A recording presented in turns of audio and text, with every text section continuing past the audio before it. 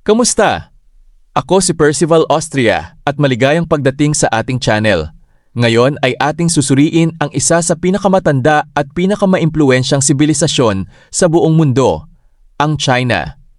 Mula sa mga sinaunang dinastiya, makabagong imbensyon, hanggang sa pagiging isang pandaigdigang kapangyarihan, samahan ninyo akong tuklasin ang kanilang kahanga-hangang kasaysayan.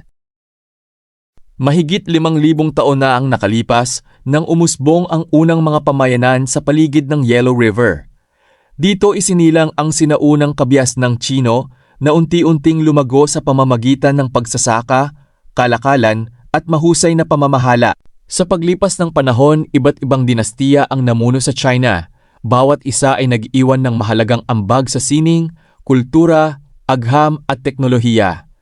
Isa sa mga pinakatanyag na simbolo ng bansa ay ang Great Wall of China na itinayo upang maprotektahan ang imperyo laban sa mga mananakop. Nagmula rin sa China ang maraming imbensyong nagbago sa mundo, kabilang ang papel, pulbura, kompas at palimbagan.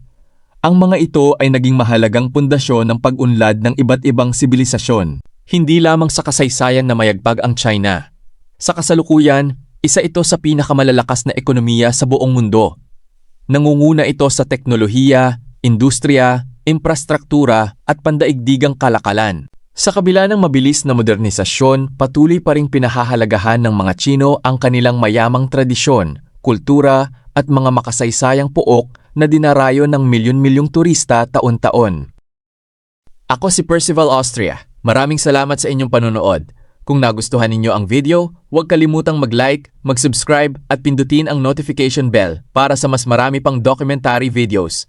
Hanggang sa muli!